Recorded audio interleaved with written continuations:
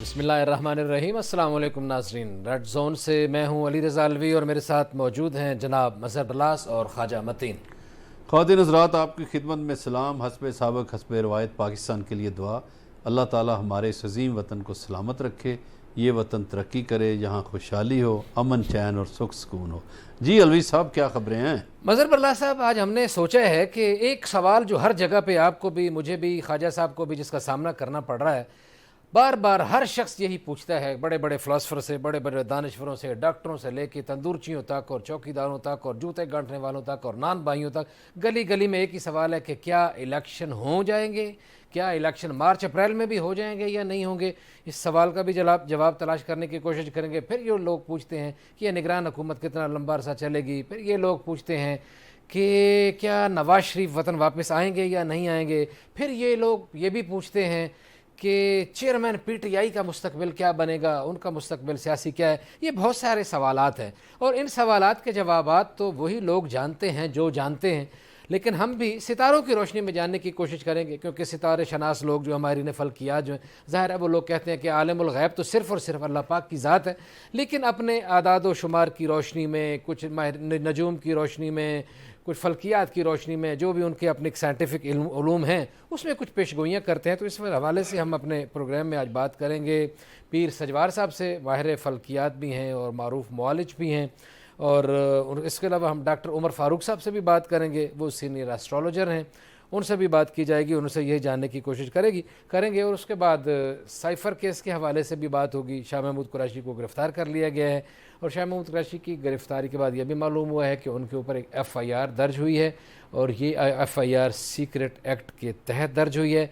और इस FIR में 3 लोगों के नामज़द किया गया है। एक शाह महमूद कुरैशी, दूसरे चेयरमैन PTI और तीसरे असद उमर। चेयरमैन PTI की गिरफ़्तारी भी सिलसिले में डाल दी गई है। शाह महमूद कुरैशी गिरफ़्तार हो गए हैं और लगता है कि आने वाले वक्त में असद उमर भी गिरफ़्तार हो जाएंगे। फिर एक और वाक़या भी हुआ है कि एक दरख्वास्त आई मरियम नवाज़ के ख़िलाफ़। नैब ने दरख्वास्त दी है कि उनकी ज़मानत जो है वो मनसूख की जाए, और वो मुकदमा समाअत के लिए लग गया है। सोमवार की तारीख़ बढ़ गई है। उनका मुस्तकबिल क्या होता है, ये भी एक ख़दशा मंडला रहा है। और मज़हर बलास साहब, आप बताएं, आपका ख्याल में क्या सूरत हाल है जब तक हमारा रब्ता होता है उनसे? अच्छा, क्या ये होगा? अलवी साहब, आपने बड़ा ज़बरदस्त आगाज़ किया है नैब से। कोई अदारा तहकीकात कर रहा है जी ये जो अभी 16 माह की हुकूमत गई है ना, जी उसमें बकौल उस अदारे के 18 अरब की करप्शन हुई है आटा स्कीम में, 32 अरब की करप्शन हुई है किसी मोटरवे में, और 48 अरब की करप्शन हुई है सैलाब के फंड्स में, जो सैलाब की मदद है ना उसमें खुर्द बुर्द जो लोगों के नाम पे। तो ये 16 माह में ये चंद चढ़ाया है। चलें, इस पे बात करेंगे कि ये जो चंद चढ़ाया है इन लोगों का आगे मुस्तकबिल क्या है। हमारा रब्ता हो गया है टेलीफोन लाइन पे पीर सजवार साहब से, जो माहिर फल्कियात भी हैं, मुआलिज हैं, ये मुख्तलिफ इलाज करते हैं, कैंसर का भी और फालिज का भी, और सितारा शनासी के उलूम से भी माहिर हैं। जनाब पीर सजवार साहब, हम आपको अपने प्रोग्राम में खुश आमदीद कहते हैं। अस्सलाम वालेकुम वरहमतुल्लाह। वालेकुम अस्सलाम। पीर साहब, एक अमूमी सवाल है और हर बंदा ये सवाल कर रहा है कि क्या इंतखाबात अपने मुकर्ररा वक्त पर, तो जो लोग एक बनता है मुकर्ररा वक्त, उस पर तो नज़र नहीं आ रहा है सितंबर अक्टूबर में, तो क्या मार्च अप्रैल में इंतखाबात होते नज़र आते हैं? आपकी फल्कियात के इल्म की रोशनी में सितारे क्या कहते हैं? नहीं जी, इन टाइम के दौरान बिल्कुल इलेक्शन नहीं होंगे। ये नहीं, आपका कहना ये है कि ये इलेक्शन मार्च अप्रैल में भी नहीं होंगे? मार्च अप्रैल में इलेक्शन बिल्कुल नहीं होंगे। तो कब तक होंगे फिर? देखें आगे जाके 2024 के एंड पे देखें क्या बनता है। फिलहाल इनका इलेक्शन करवाने का कहीं पे दूर दूर तक कोई नहीं है। अच्छा, दूर दूर तक इलेक्शन होने का तो कोई पीर इम्कान साहब, तो बाकी जी। सियासी जमातें फिर रोना धोना शुरू कर दें, क्या करें? आप तो इलेक्शन ले गए हैं 2024 के एंड पे। हजूर देखें 2024 के एंड पे ही इलेक्शन होंगे, उससे पहले नहीं, और वो भी 2024 के एंड तीसरे चौथे माह के बाद मैं आपको बताऊंगा, वो भी मुझे नजर होते 2024 में भी नहीं आ रहे। अच्छा, आपको 24 में इलेक्शन होते नज़र नहीं आ रहे। अच्छा, एक और सवाल है, हर बंदा पूछता है हमसे कि चेयरमैन पीटीआई का मुस्तकबिल क्या है। क्या आपको क्या लगता है, उनकी मुश्किलात में कोई कमी वाक़ई होगी या उनकी मुश्किलात बढ़ती चली जाएंगी? क्या वो पाकिस्तान के सियासी मंजरनामे पे दोबारा बरसर इक़्तिदार आते नज़र आते हैं? देखें, 22 अगस्त से खान साहब की बेहतरी के रास्ते शुरू हो जाएंगे। अच्छा। और ये अगस्त का महीना जो है मुख्तलिफ लोगों के लिए पकड़ धकड़ का महीना भी है, और जो अंदर पकड़े हुए हैं उनके लिए रिहाई का महीना भी है।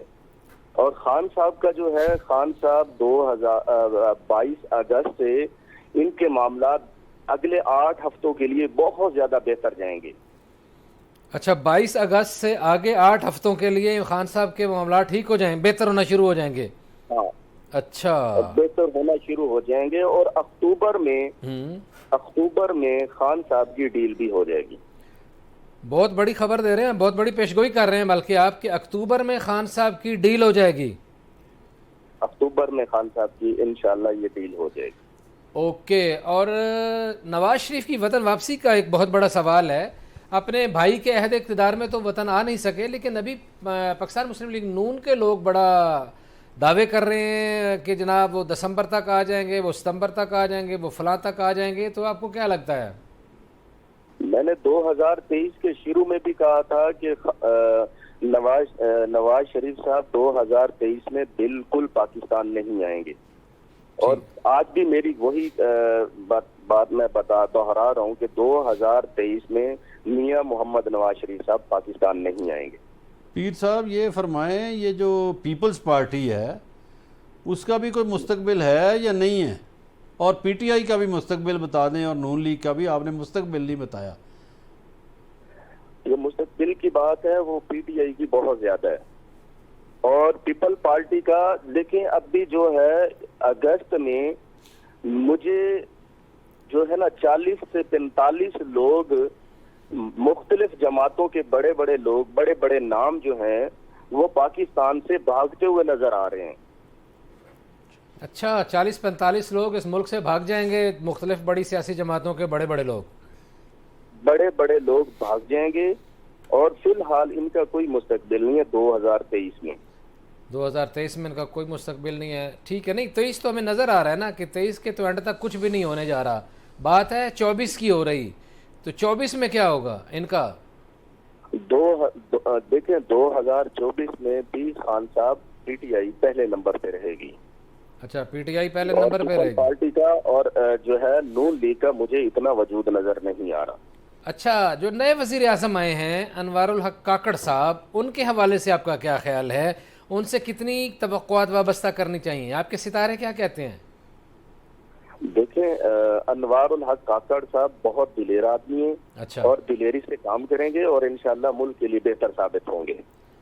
सही है, अनवारुल्लाह काकड़ साहब मुल्क के लिए बहुत बेहतर साबित होंगे। बहुत शुक्रिया पीर सजवार साहब, आपने हमें मुस्तकबिल के हवाले से कुछ पेशगोइयों से आगाह किया और बड़े ज़बरदस्त किस्म की जी पेशगोइयाँ की। इन्होंने तो बड़ी अहम बातें कर दी हैं। बढ़ते हैं ख्वाजा मतीन साहब से, तबसरा ले लेते हैं कि ख्वाजा साहब ये तो बता रहे हैं कि पीटीआई का हालात जो है उनके बेहतर होते नज़र आ रहे हैं। चेयरमैन पीटीआई की डील भी ये करा रहे हैं, कह रहे हैं 22 अगस्त के बाद उनके हालात ठीक हो जाएंगे और अगले 8 हफ्ते उनके चीज़ें पॉजिटिव होना शुरू हो जाएंगी। जी अलवी साहब, ये जो पीर साहब ने बातें की हैं यकीनन उन्होंने जो उनके पास इल्म है उसकी रोशनी में ये बातें की होंगी। मैं तो इन बातों पर यकीन नहीं रखता कि इस तरह की कोई, मैं समझता हूँ कि जो कल क्या होना है ये सिर्फ अल्लाह ताला की ज़ात ही जानती है, बेहतर जानती है कि क्या होगा। तो बहरहाल हम ये देखते हैं, हम जो सहाफ़ी है वो तो तजिया कर सकता है जो मुमकिनात में से होता है। तजिया तो हमेशा अमकानी होता है कि ये मुमकिन है, ये हो सकता है, ये नहीं हो सकता।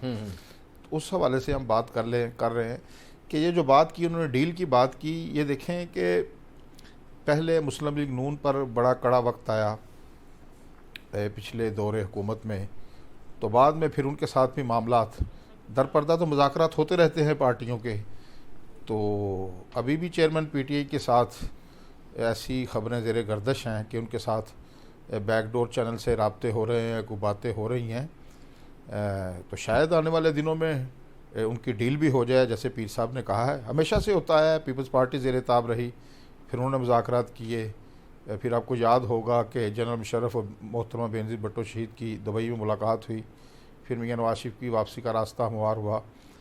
तो फिर इस तरह तो सियासत में होता रहता है। लेकिन अब जो भी डील होगी या मुज़ाकरात होंगे, वो जो चेयरमैन पीटीआई ने एक बयानिया जो बनाया था कि हम बिल्कुल ग़ुलामी कबूल नहीं, फ़लाँ फ़लाँ, ये सब पर उनको कंप्रोमाइज़ करना पड़ेगा और वो डील दूसरे फरीक की शराइत पर होगी, क्योंकि वो चाहते थे चेयरमैन पीटीआई कि अपनी मर्ज़ी से बात कर सकें। उन्होंने बड़ी फ़ोन मिलाने की कोशिश भी करते रहे, लेकिन बात नहीं हुई, जिसका नतीजा ये निकला कि उनको जेल जाना पड़ा।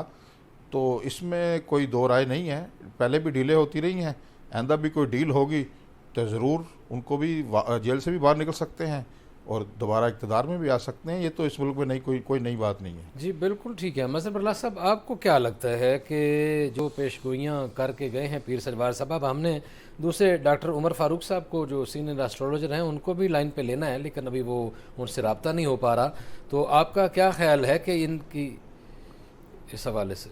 अच्छा, आपको याद होगा कि जिन दिनों में अदम एतमाद हो रही थी। अच्छा, डॉक्टर साहब से हमारा रब्ता हो गया है, तो डॉक्टर उमर फारूक साहब सीनियर एस्ट्रोलॉजर, आपको हम अपने प्रोग्राम में खुश आमदीद कहते हैं। जी बहुत मेहरबानी। डॉक्टर साहब, एक कुछ सवालात हैं जो हर जगह पे बार बार किए जा रहे हैं और वही सवाल हम आपसे दोहराएंगे कि आपके इल्म की रोशनी में आपको चेयरमैन पीटीआई का मुस्तकबिल क्या नज़र आ रहा है? देखें जी, मेरे इल्म की रोशनी में तो उनका मुस्तकबिल बहुत ब्राइट है। अच्छा। क्योंकि जायचे पैदाइश में जो सियारगान हैं वो बहुत कवी हैं और ताकतवर हैं। करंटली उनके जायचे में एक नहर नजर आई थी जी, और उसके साथ तो वैसे पूरी दुनिया में हर बंदे पे आए हैं, जोहल और मरीख के जी। तो ये वक्ती तौर पे उनके एक छोटा सा आप समझे मसला आया है। बाकी 22 अगस्त से चेयरमैन पीटीआई का जो जायचा पैदाइश है वो स्ट्रॉन्ग हो जाएगा और 23 अगस्त से वैसे भी जो उनके जायचे में नजरात हैं वो मिलनी शुरू हो जाएंगी, जिससे उनकी शोहरत के ग्राफ में और इजाफा होगा इंशाल्लाह। अच्छा, 22 अगस्त से चेयरमैन पीटीआई के हालात बदलना शुरू हो जाएंगे, आपका इल्म ये कह रहा है?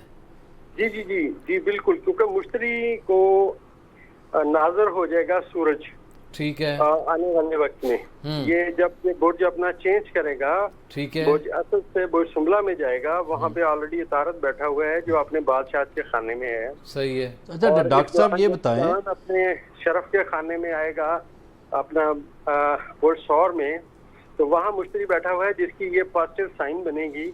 ये एक समझिए कि हमारे एस्ट्रोलॉजी का कायदा है, जब दो सितारे शरफ में हों तो उनकी ताकत बहुत ज्यादा बढ़ जाती है। ठीक। अच्छा तो डॉक्टर साहब ये बताएं, डॉक्टर साहब इलेक्शन बड़ा सवालिया निशान बने हुए हैं। बहुत से लोग कहते हैं वक्त पर होंगे, बहुत से लोग कहते हैं डिले होंगे। एक बंदे ने तो कहा है कि 2024 के एंड पर भी मुश्किल नज़र आ रहा है। तो आपका इल्म क्या कहता है, इलेक्शन कब होंगे? देखिए, मैं आपसे एक बात अर्ज करूं कि जो इलेक्शन का सितारा है मेरे नज़दीक पाकिस्तान में वो मुश्तरी है, और मुश्तरी जो है वो एक ऐसी जगह पे बैठा हुआ है जहां उसे ताकत हासिल है। और दूसरी बात यह है कि पाकिस्तान में जो अदलिया का सितारा है, पूरे पाकिस्तान के जायचों में जितने भी मंसूबात हैं जायचे के, उनमें अदलिया का सितारा सबसे स्ट्रॉन्ग है। और मज़हर बरलास साहब के साथ एक प्रोग्राम में मैंने अर्ज किया था कि अब आने वाले वक्त में जो अपना पब्लिक है या जो दुनिया है पाकिस्तान की, वो देखेगी अदलिया की तरफ। तो अब आप देखें वही वक्त आ गया है। सही। जी जी। अच्छा, बिल्कुल, ये सवाल आपसे मज़हर बरलास साहब ने ही किया था, वो मेरे साथ मौजूद है और मैं अली रज़ा अलवी आपसे बात कर रहा हूँ। अच्छा, तो ये आप ने नहीं बताया कि इलेक्शन आपके ख्याल में मार्च अप्रैल 2024 में हो जाएंगे या नहीं होंगे? देखिए जी, मेरे ख्याल में तो इलेक्शंस हो जाएंगे, बल्कि इससे पहले हो जाएंगे। ये जो बातें कर रहे हैं इनके बस से बाहर बातें हैं। मैं अर्ज करता हूं कि 23 अगस्त को 9 बजे के करीब सूरज अपना बुर्ज चेंज करके बुर्ज शुमला में चला जाएगा। ठीक है। और यहाँ पे सुप्रीम कोर्ट एक बड़ा डिसीजन लेती हुई नजर आ रही है, और ये 23 अगस्त से ऑनवर्ड हर आने वाला दिन सुप्रीम कोर्ट को स्ट्रॉन्ग करता हुआ नजर आ रहा है।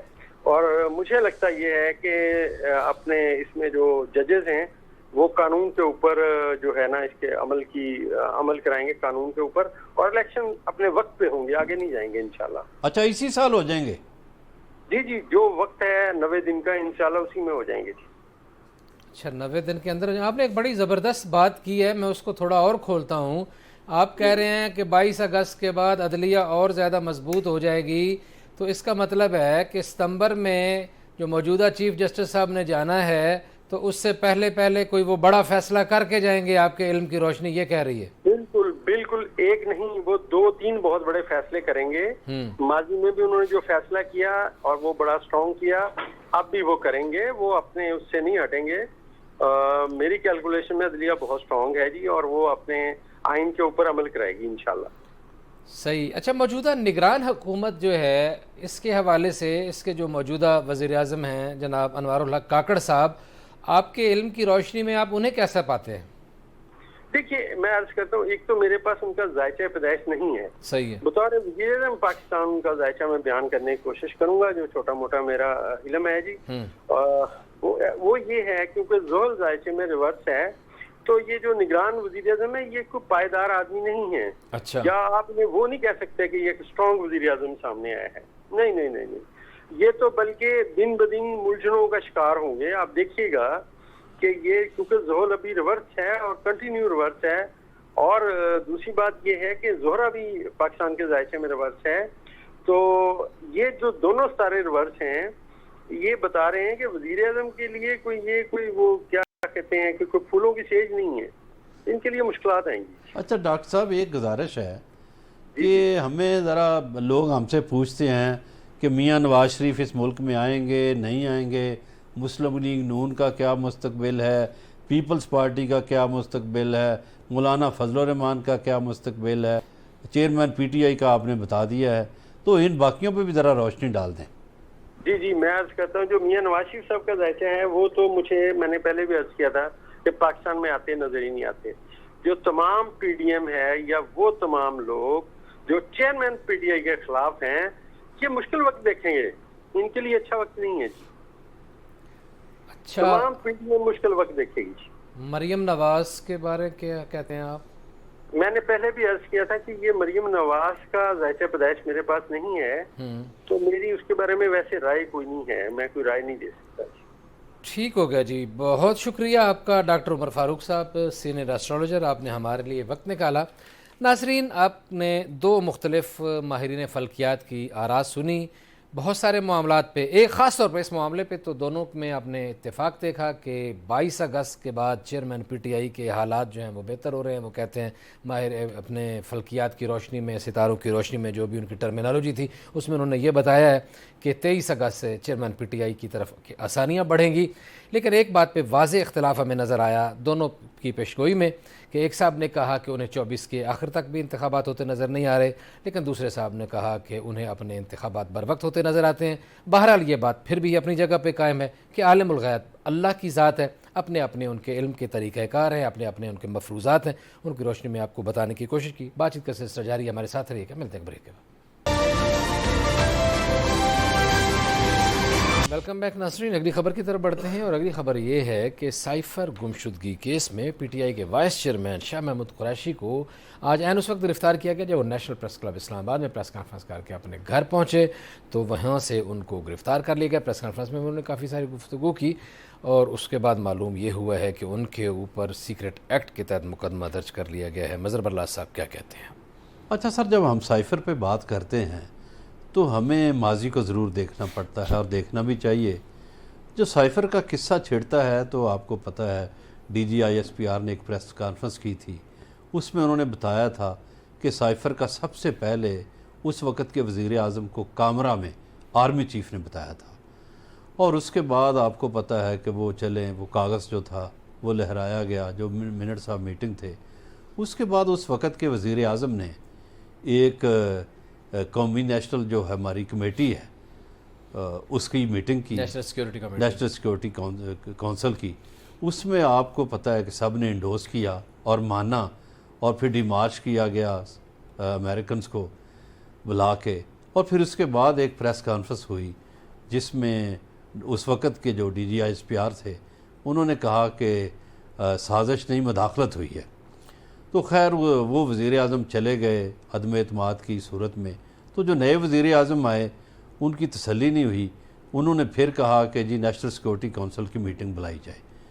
फिर मीटिंग बुलाई गई, फिर इंडोर्स किया गया और उसके बाद उन्होंने एक तो नेशनल सिक्योरिटी काउंसिल ने इंडोर्स किया, उसके बाद जो वज़ीर आज़म थे शहबाज शरीफ, उन्होंने हाउस में ये बयान दिया कि बड़ी सख्त ज़बान इस्तेमाल हुई है जी, ऐसा नहीं होना चाहिए था, बहुत सख्त लहजा अपनाया गया।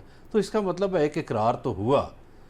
और उसके बाद ये साइफ़र आपको पता है गैर मुल्की मैगज़ीन के हाथ भी चढ़ा, वहाँ भी छप गया, और जो एम्बेसडर थे पाकिस्तान के उन्हें जब वो वापस आते हैं तो सेक्रेटरी खारजा बना दिया जाता है। तो मेरा ख्याल है साइफ़र तो इतना आम किस्सा हो गया। हाँ, अलबत्ता मोहतरमा मरियम नवाज़ प्रेस कॉन्फ्रेंस करती रहीं कि दूसरे ममालिक अब हमें साइफ़र नहीं भेजते। मेरा ख्याल है उन्हें साइफ़र का इल्म नहीं था कि साइफ़र किस बला का नाम है। तो ये मेरा ख्याल है कि बड़ा होता है, वहाँ से कोई ले नहीं सकता। दुरुस्त हो गया, बिल्कुल ठीक है। ख्वाजा मतीन साहब, यही मामला सीक्रेट आर्मी एक्ट जो नया भी मंजूर किया गया, कल साइन किए उस पर जनाब सदर ममलिकत ने, आज उस पर अमल दरामद भी हो गया। पहली FIR कटी गई, 3 बंदे नामजद हो गए और 3 बंदों में चेयरमैन PTI हैं, असद उमर हैं और शाह महमूद कुरैशी हैं। शाह महमूद कुरैशी और वो गिरफ़्तार हो गए, चेयरमैन PTI पहले गिरफ़्तार थे, उनकी गिरफ़्तारी उस खाते में मालूम हुआ है कि डाल दी गई है। असद उमर की गिरफ़्तारी मुतवक्की है और यह साइफ़र के मामले पे जो मज़हर बरलाह साहब ने मौक़िफ़ इख्तियार किया है, उस हवाले से आपकी क्या राय है? जी अलवी साहब, देखिए आज फिर बरलाह साहब ने वो पुराना किस्सा छेड़ दिया है। कहाँ इंडोर्समेंट की थी जी कौमी सलामती कमेटी ने जब शहबाज शरीफ वज़ीर आज़म बने? उन्होंने तो कहा कि ये जो चेयरमैन PTI गलत बयानी से काम ले रहे थे, उसमें आर्मी चीफ भी शरीक हुए, उन्होंने भी ये बात की और उस पर उनको रिजेक्ट किया गया कि ये जो मौक़िफ़ अपनाया गया ये बिल्कुल गलत है 100%। जिसमें जो उस वक्त के सफ़ीर थे जो बाद में सेक्रेटरी खारजा लगे, असद मजीद, उन्होंने भी आगे कहा कि उन्होंने ब्रीफिंग दी और ये बात गलत साबित की जो चेयरमैन PTI कर रहे हैं। इसी वजह से वो जो खुफिया मरासला उस दिन भी हमने इस मौजू पर बात की थी, उनको जलसा आम में लहराया, सीक्रेट एक्ट की खिलाफ वर्जी की। उस दिन भी मैंने ये कहा था कि ये गिरफ्तारियां होंगी, अब शामिल तफ्तीश भी होंगे चेयरमैन PTI। हम ये बात कर रहे हैं कि सैफर आया, उसका रद्द-ए-अमल भी दे दिया गया सफारती जरिए से, ठीक है। अब मामला सीक्रेट एक्ट की खिलाफ वर्जी का है, उस खुफिया मरासले को जलसे में लहराने का है। अब उस पर इनकी गिरफ्तारी, इस पर तो इल्ज़ाम लगाया है जो प्रिंसिपल सेक्रेटरी हैं आज़म खान कि ये सारा मशवरा तो दिया है उस वक्त के वज़ीर ख़ारजा शाह महमूद कुरैशी ने। आज वो फिर आए, उन्होंने एक प्रेस कॉन्फ्रेंस की और अब घर गए तो उसमें ये जो FIR जिसमें उनकी गिरफ्तारी अमल में आई है, ये 15 अगस्त को हुई है FIR दर्ज हुई, आज उसमें गिरफ्तार हो गए। ये तो बार बार चीखा जा रहा है कि आपने सिर्फ वो जो साइफर है उसके मायने तब्दील किए हैं, उसका मौक़िफ़ जो है सियाक़ो सबाक़ से हटकर पेश किया है और इसको आड़ लेकर कौम को गुमराह किया है। अब गिरफ्तारी भी होगी, इनसे तफ्तीश भी होगी और जो ये नहीं है सिर्फ ये 3 लोग हैं, और भी जो मुलव्वस पाया गया, ठीक है, इसमें आज़म खान साहब का भी नाम है। असद उमर भी गिरफ्तार हो जाए, जब उनका नाम आया है FIR में दर्ज है, नहीं वैसे तो यार मुझे तो नहीं पता, ये तो सिक्योरिटी इदारे बता सकते हैं। मैं तो वैसे माजी के हवाले से पूछ रहा हूँ कि शेख रशीद पकड़ा जाता था, एजाजुल्लाह की क्लाशन को प्लास्टिक की निकल आती थी, तो कहीं असद उमर बच ना जाए, मैं ये पूछ रहा हूँ। यार ये बचाना पकड़ना अदारों का काम है। मैं कहता हूँ कि इसमें और गिरफ्तारियां होंगी जिनके नाम FIR है ना। अब जो FIR में नाम इनको शामिल तफ्तीश होना है, वो रशीद साहब हो, हमीद साहब हो, हमारा तो इससे कोई लेना देना नहीं है ना। हम तो इस वतन के मुहब्बे वतन लोग हैं, हम तो इस वतन की इंसाफ चाहते हैं ना। तो बिल्कुल अब उनकी तफ्तीश होगी ना, कैसे होगा फिर इंसाफ कैसे मिलेगा? उनकी तहकीक होगी, खान साहब से जाके वहाँ अटक जेल में तफ्तीश की जाएगी, JIT बनेगी, सारी चीजें सामने आएंगी। असद उमर पकड़ा जाएगा यार मुझे इसका कोई पता नहीं ना, उन्होंने मेरे साथ इस किस्म की बात की है। ये असद उमर को काल बनाया, अभी बता देंगे आपको मैं पकड़ाई देता हूँ या नहीं देता। अच्छा। शाह महमूद कुरैशी साहब पकड़े जा सकते हैं, तो बाकी क्यों नहीं लोग पकड़े जा सकते? अच्छा, शाह महमूद कुरैशी अगर पकड़े जाएं तो उसका मतलब है कि बाकी भी पकड़े जा सकते हैं। हालात को ठीक नहीं लग रहे हैं। क्या कैसे हालात ठीक करना चाहते हैं? एक खत जो है सदर ममलिकत ने भी लिखा था सुप्रीम कोर्ट ऑफ पाकिस्तान को, जी जी जी, कि इस सिलसिले में एक अदालती कमीशन बनाया जाए। उस वक़्त की जो हुकूमत थी उसने भी मुतालबा किया था, तो उसको भी खैर मेरा ख्याल है कहीं ना कहीं तो सामने लाया जाएगा वो ख़त भी, उस ख़त पे भी कोई तहकीकात होंगी। और मैं माजरत के साथ ख्वाजा साहब, वही लोग एक वज़ीर आज़म की क़यादत में बैठे और उन्होंने इंडोर्स कर दिया, तो वही लोग दूसरे वज़ीर आज़म की क़यादत में बैठे तो बकौल आपके उन्होंने इंडोर्स नहीं किया। मुझे तो पता है कि उन्होंने इंडोर्स किया। बरलास साहब वो ये कह रहे हैं इसमें सख्त तरीन जबान इस्तेमाल की गई है, उस पर सफारती तरीके से जवाब भी दे दिया गया। अब मसला खराबी कहाँ है कि ये साइफर जो है ये मेरी अमेरिका ने हुकूमत कराई, उसमें यह कहा गया कि उसमें एक मौकफ है कि आपको, जैसे खान साहब ने बार बार इस मौकफ को दोहराया है कि रूस जाने पर मुझसे अमेरिका नाराज हुआ है, ठीक है। अब वो ये मौकफ इख्तियार करते हैं कि उन्होंने सख्त तरीन जबान इस्तेमाल की और सख्त तरीन तरीके से उनको जवाब भी दिया गया है।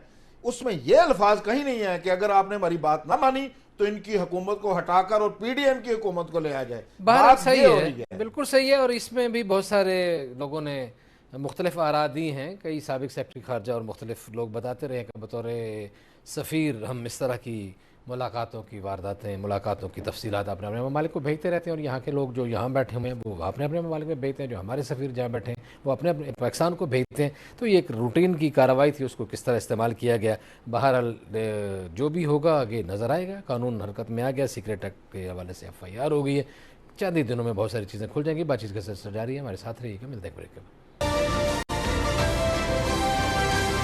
वेलकम बैक नाज़रीन, अगली खबर की तरफ बढ़ते हैं और अगली खबर ये है कि जस्टिस फाइज़ ईसा ने आज जड़ावाला में ईसा नगरी का दौरा किया, मुतासिरीन से मुलाकात की। उन्होंने कहा कि गिरजा घरों पर अगर कोई मुसलमान हमला करे, कोई भी हमला करे तो मुसलमानों पर फ़र्ज़ है कि जिहाद के लिए निकल खड़े हों। उन्होंने उनको कहा कि आपको गिरजा घर बनाने की इतनी ही इजाज़त है जितनी मुसलमानों को मस्जिद बनाने की इजाज़त है, और हर इंसान का फ़र्ज़ है कि आपकी मदद करे, यह हमारा दीनी फ़रीज़ा है। उन्होंने ये भी कहा कि कोई मुसलमान ऐसा नहीं है जो हज़रत ईसा अलैहिस्सलाम को पैगम्बर ना मानता हो। मज़हर बरलास साहब क्या कहते हैं? ये बातें तो जी दुरुस्त है कि हज़रत ईसा अलैहिस्सलाम का तमाम मुसलमान एहतराम करते हैं, और फिर ये बात भी उनकी दुरुस्त है कि हमारा जो मज़हब है इस्लाम, वो तो दूसरों की इबादत गाहों का एहतराम और तक़द्दुस की बात करता है। फिर ख़ुद नबी पाक सल्लल्लाहु अलैहि वसल्लम की ज़िंदगी में आप देखें कि जो यहूदियों से मुआहदा किया गया था वो मुसलमानों ने नहीं तोड़ा था। फिर एक दफ़ा एक और वहाँ मदीने में एक यहूदी का जनाजा जा रहा था, तो नबी पाक सल्लल्लाहु अलैहि वसल्लम खड़े हो गए, तो एक किसी शख्स ने कहा कि या रसूलल्लाह, आप ये तो यहूदी का जनाजा है। तो आप सल्लल्लाहु अलैहि वसल्लम ने फरमाया कि कोई नहीं, इंसान तो है ना। तो इस्लाम तो इंसानियत का एहतराम सिखाता है। दूसरा, हमारे जो बानी पाकिस्तान हैं उनकी जो 11 अगस्त की तकरीर है वो बड़ी अहम है। उन्होंने 11 अगस्त को तकरीर करते हुए बड़े वाज़ेह अंदाज में कहा था कि रियासत का इससे कोई सरोकार नहीं, कोई ईसाई है, हिंदू है, मुसलमान है, पारसी है, सिख है, या मुसलमानों के दरमियान आपस के जो फ़िरके हैं वो हैं। रियासत का इस सिलसिले में कोई दखल नहीं होगा, आप अपनी इबादत में आज़ाद हैं। लेकिन तो बरलास साहब ये कैसी बात है? कायद आज़म तो ये बात फरमा के गए हैं, लेकिन अगले दिन जो बिल पास हुआ है वो तो बिल्कुल सीधा सीधा मुसलमानों के अंदरूनी अकायद के ऊपर हमला है। ऐसा मुतनाज़ा बिल है जिसने पूरे मुल्क में आग लगा दी है। वो मेरा ख्याल है कि ये लोग जो हैं ये ना कायद आज़म को समझ सके हैं, ना कायद आज़म की तालीमात पर अमल करते हैं, और ये जो पिछली पार्लियामेंट ने किया है इनमें से तो मेरा ख्याल है कि कायद आज़म की ज़िंदगी से भी लोग वाकिफ़ नहीं हैं, कायद आज़म के असूलों से भी लोग वाकिफ़ नहीं, और कायद आज़म की जो तालीमात हैं उससे बिल्कुल नाशना लोगों ने ये ऐसा बिल मंजूर किया है। मैं समझता हूँ कि कायद आज़म की तालीमात मुख्तलिफ थी। हमारा जो वतन है इसमें तो सबको आज़ादी थी, और उस दिन भी मैंने ये बात की थी कि जो अक़लियतें थी उस वक़्त पाकिस्तान में, देखी इस पाकिस्तान भी साथ था, 25% थी, आज वो 4% है। बिल्कुल, और 4% का होना जो है वो खुद एक सवालिया सही। ख्वाजा साहब की तरफ बढ़ते हैं। ख्वाजा साहब क्या कहते हैं आप, जब मुतनाज़ा बिल बनेंगे, जब नफ़रत का कारोबार होगा, तो मुझे तो बहुत खौफ आ रहा है कि आने वाले वक्त में, आज जैसे ईसाइयों पे हमला हुआ है, कुछ दिन पहले भी ईसाइयों की एक बस्ती जलाई गई थी, याद है आपको? फिर परियांथा को अगले दिन, वो पिछले साल मारा गया था, और चलें वो सज़ाए मौत होगी, शुक्र है इंसाफ हो गया, अल्लाह करे इनके साथ भी इंसाफ हो जाए। आने वाले इस बिल की बुनियाद पर मुझे आने वाले वक्त में यहाँ मुसलमानों के बाहमी दस्तों गरेबान नज़र आ रहे हैं, लोगों के घर जलते नज़र आ रहे हैं, धुआं उठता दिखाई दे रहा है। नहीं, जब कानून साजी होगी तो धुआं की उठता दिखाई दे रहा है। वो देखें, जो भी मैं समझता हूँ कि इस तरह की कोई भी कानून साजी करने से पहले जो उलमा इकराम हैं जिनकी कोई हैसियत है माशरे में, जो वाकई इल्म रखते हैं, उनसे कोई भी बिल लाया जाए, उनसे मशावरत बड़ी ज़रूरी है। और इस तरह कोई भी बिल, कोई भी बिल हो जो मजहबी मनाफरत को फ़रोग देता हो, उसको उजरत में मंजूर नहीं करना चाहिए, बल्कि बाहमी रज़ामंदी से और इस मशावरत को वसी तर तनाज़र में ले जाकर उस पर कंसेंसस होना चाहिए। जहाँ तक बात है जस्टिस काजी फ़ायज़ ईसा साहब की, क्लोजिंग की तरफ जा जो आज जड़ावाला गए हैं, मैं समझता हूँ कि बहुत ही मुस्बत पैगाम गया है। सबसे बड़ी अदालत के वो सीनियर तरीन जज हैं, उन्होंने जाके जो हमारे असाई बरादरी के लोग हैं उनकी दिलजोई की है, और इससे पूरी दुनिया में बहुत अच्छा मैसेज गया है। इसी तरह तमाम लोगों को, कि जितने भी लोग हैं उनको ये देखना चाहिए कि उनके इर्द गिर्द जो भी अकलीती लोग हैं उनसे प्यार और मोहब्बत के साथ रहें। बिल्कुल सही है ताकि जी। अकलियतों के हकूक़ की तरफ उनका जो है हक़ है, उनको अदा करना चाहिए, नफ़रतों का कारोबार ख़त्म करना चाहिए, मोहब्बतों को बढ़ावा देना चाहिए। और अकलियतों ने माना है कि मुसलमान दीवार बनकर हमारे सामने खड़े हुए, उन्होंने हमारा घर बचाने की कोशिश की। वो कहते हैं हम सदियों से यहाँ रह रहे हैं और हमारे तो घरों में आना जाना है, हमारी ख़वातीन मुसलमानों के घरों में जाती हैं, मुसलमानों की ख़वातीन हमारे घरों में आती हैं, यहाँ हमेशा मोहब्बत रही है। लेकिन जैसे ये ऐलानात हुए तो बहुत दूर से, कहीं बाहर से लोग आना शुरू हो गए, और हमेशा इसी तरह बाहर से लोग आते रहे हैं, माजी में भी इस तरह होता रहा है। एक एक शख्स को पहचान करके, एक एक शख्स को पकड़ के जब तक नमूने इबरत नहीं बनाया जाता, ऐसे ही बातें रहेंगी, इसी तरह के वाक़यात होते रहेंगे। इनको नमूने इबरत बनाना चाहिए, इनके वीडियोस तलाश किए जाने चाहिए, ताकि आइंदा किसी को किसी के ऊपर हमला करने की जुर्रत न हो। आज इतने आपसे मुलाकात होगी, कल अपना ख्याल रखिएगा। अल्लाह नगहबान।